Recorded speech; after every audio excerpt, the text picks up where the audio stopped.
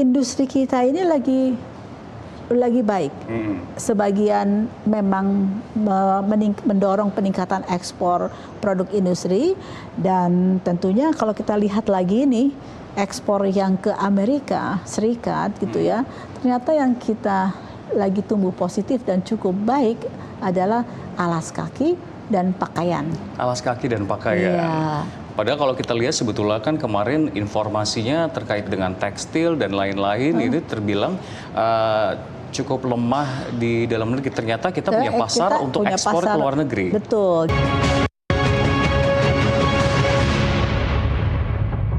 Ya, pemirsa, Anda masih menyaksikan Nusantara TV dan masih bersama saya, Rian Antono. Dan tentu kami pun juga masih membahas terkait dengan inflasi dan neraca dagang bersama dengan Ibu Winnie, Ibu Amalia Dini Gawridesanti, Kepala BPS RI. Ibu Winnie, terkait dengan data dari neraca dagang. Kalau kita ngomongin soal 1 bulan, ini kan pertama kalinya dicatat defisit. Namun secara 3 tahun terakhir ini pun juga kita bisa katakan ini sebetulnya surplus selama 72 bulan atau 3 tahun secara beruntun. Dan menurut Anda seperti apa? Apakah kita bisa serta-merta menilai bahwa ketika angka impor mengalami kenaikan atau lebih tinggi menjadi sebuah sinyal negatif? Karena kalau kita lihat sebetulnya secara kumulatif Januari hingga Mei, Indonesia masih membukukan surplus sebesar 4,03 miliar dolar Amerika Serikat. Jadi Mas Rian, kalau kita menilai kinerja dari perdagangan luar negeri atau ekspor impor termasuk neraca perdagangan, memang yang lebih tepat kita melihatnya adalah dari statistik neraca perdagangan kumulatif atau ekspor kumulatif dan juga impor kumulatif.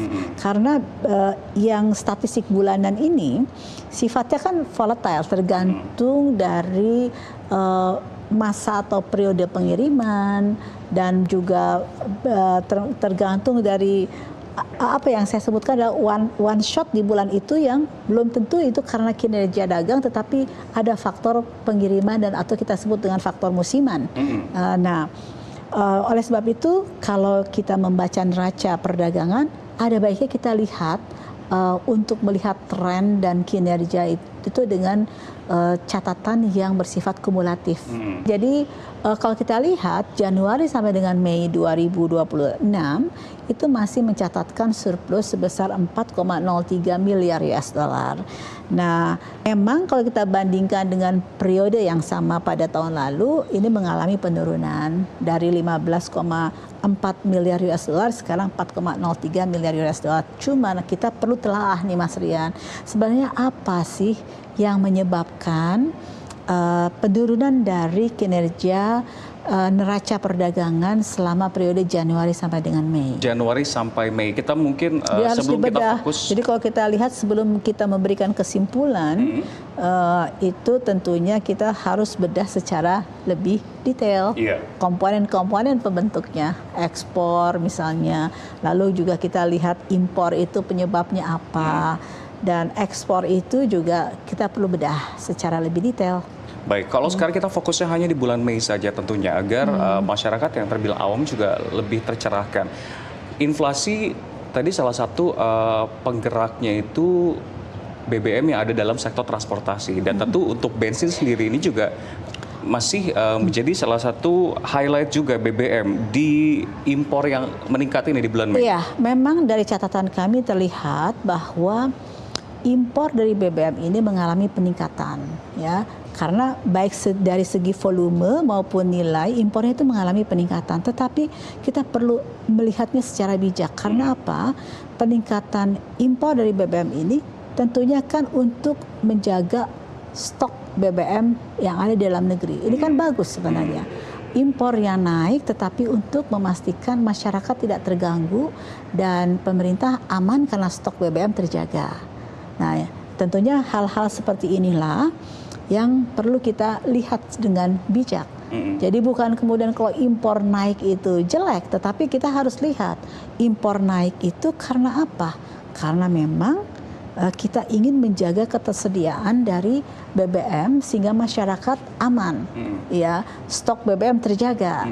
Dan harga juga terutama BBM subsidi bisa tetap dijaga tidak naik. Nah, artinya menjaga ketersediaan suplai BBM ini kan menjadi bagian dari kebijakan untuk menjaga kestabilan kehidupan masyarakat. Betul, Terlebih ya. tadi kita ketahui juga pemerintah sendiri sempat berjanji untuk tidak menaikkan harga BBM subsidi hingga Ya. sampai akhir tahun. Ya. Jadi tentunya ini menjadi suatu kebijakan yang terbilang wise Kebijakan sebetulnya. yang sangat baik untuk menjaga masyarakat tetap aman. Baik. Ya. Tapi kalau kita merinci lagi untuk ekspor impor di bulan Mei sendiri, apakah ada yang patut kita perhatikan yang berbeda dibandingkan sebelumnya? Atau mungkin salah satu yang saya riset ini kan terkait dengan CPO, Iya. belum lagi juga manufaktur Indonesia seperti apa? Iya, jadi ada satu hal yang mungkin juga kita perlu cermati. Di ekspor kita ini yang sedang meningkat adalah ekspor produk industri manufaktur. Apa itu? Contohnya nih ya, saya ingin kasih contoh. Ternyata kalau kita bedah, produk olahan nikel ekspornya meningkat 61%. Lalu minyak kelapa sawit juga lagi tumbuh sebesar 8,6% selama periode Januari sampai dengan Mei. Dan bahkan yang menarik adalah kita ini juga eksportir kimia dasar organik yang bersumber dari hasil pertanian seperti biofuel dan teman-temannya. Juga kita sekarang eksportir kimia dasar anorganik. Nah, di mana kedua produk kimia ini nih, kimia dasar organik itu tumbuhnya 21,4%, bahkan kimia dasar anorganik tumbuhnya bisa 84%-an, Mas Rian. Jadi artinya industri kita ini lagi baik. Sebagian memang mendorong peningkatan ekspor produk industri, dan tentunya kalau kita lihat lagi nih ekspor yang ke Amerika Serikat gitu ya, ternyata yang kita lagi tumbuh positif dan cukup baik adalah alas kaki dan pakaian. Alas kaki dan pakaian. Iya. Padahal kalau kita lihat sebetulnya kan kemarin informasinya terkait dengan tekstil dan lain-lain itu terbilang cukup lemah di dalam negeri. Ternyata kita punya pasar untuk ekspor ke luar negeri. Betul. Jadi jadi kita beda-beda nih ternyata pasar yang menjadi pasar ekspor Indonesia. Kalau ke Amerika itu yang unggul adalah pakaian jadi dan alas kaki. Tapi kalau kita lihat pasar India, beda lagi komoditasnya. Kalau ke India itu kita adalah supplier utama untuk CPO. Dan satu lagi yang menarik ini, Mas Rian, ternyata kita adalah supplier utama untuk ke pasar India solar cell. Jadi kita solar cell itu udah bisa ekspor ke India. Kalau secara angka mungkin seperti apa bisa dijabarkan? Bahkan ini ya, pertumbuhannya selama Januari Mei 2026 ini tumbuhnya 470%-an, atau secara nilai kita ekspor sebesar 711 juta US dollar ke India untuk solar cell. Masih terkait dengan ekspor, tentu kalau Indonesia ini kan kita cukup paham betul kemampuan kita, termasuk salah satunya adalah ekspor CPO, juga besi, baja, batu bara. Bagaimana performanya pada saat data terakhir ini sendiri? Karena kan kalau kita lihat di sini yang mampu mencatatkan pertumbuhan hingga Mei 2026 disebutkan di sini adalah CPO saja, sedangkan sisanya tadi saya sampaikan mengalami penurunan. Seperti apa? Yang mengalami penurunan itu antara lain adalah besi dan baja ya. Besi dan baja. Coba kita lihat ke misalnya berdasarkan negara nih, ya kan, salah satu pasar tujuan ekspor kita pastinya adalah Amerika, India, Jepang. Mari kita lihat bagaimana kinerja ekspor ke masing-masing negara ini.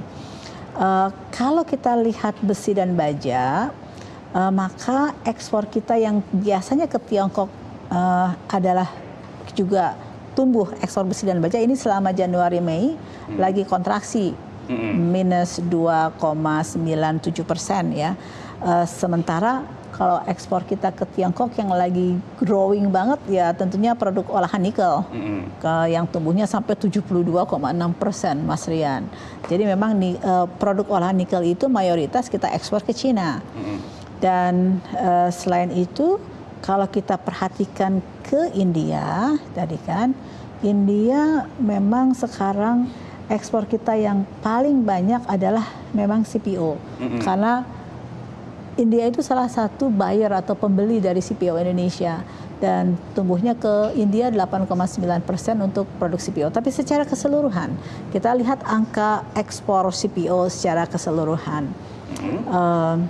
Coba kita lihat angka CPO itu naiknya sekarang 7,71%, sementara secara volume itu naik juga 7,41%. Jadi CPO itu bukan naiknya hanya karena nilainya, tetapi juga karena volume ekspor CPO ke semua negara sedunia itu naik dari Indonesia sebesar 7,41%, atau kira-kira sekitar 8,92 juta ton kita mengekspor CPO selama periode Januari sampai dengan Mei 2026 gitu.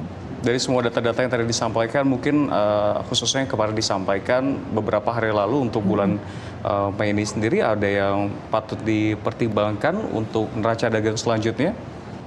Ini mungkin ada penurunan ekspor dari ekspor pertanian yang selama Januari sampai dengan Mei ini memang mengalami penurunan hampir 25%, dan penyumbangnya adalah kopi. Misalnya ekspor kopi kita turun sekitar 33%, cengkeh juga termasuk udang dan beberapa produk pertanian lainnya.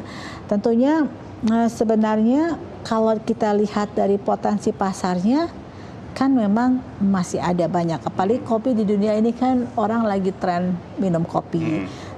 Ini bisa menjadi peluang. Tetapi satu hal kita harus cermati lagi. Kalau ekspor kopi mentah kita ini kan biji kopi. Kalau kita hitung di pertanian itu adalah biji kopi. Nah, biji kopinya turun, tetapi kalau kita perhatikan olahannya yang diolah menjadi kopi bubuk, kita harus cermati.